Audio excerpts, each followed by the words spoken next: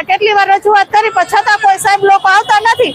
પાછું પાણી ખાડા કરી જાય અને પાણી ખાડા પૂરવાય કોઈ આવતું નથી. કેવું પાણી આવે છે?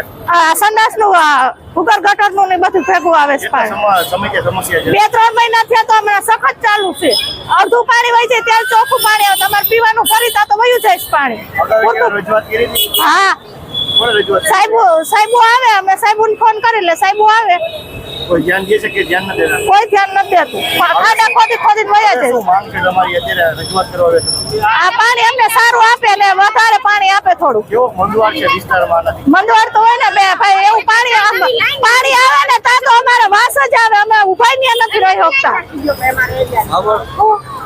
રાજકોટ વોર્ડ નંબર 11 ખાતે આવેલ મહુડી ચોકડી પાસે શ્રીહરિ સોસાયટીમાં છેલ્લા 8 મહિનાથી આ દુર્ગંધ વાળું પાણી આવી રહ્યું છે. વારંવાર અરજીઓ કરવા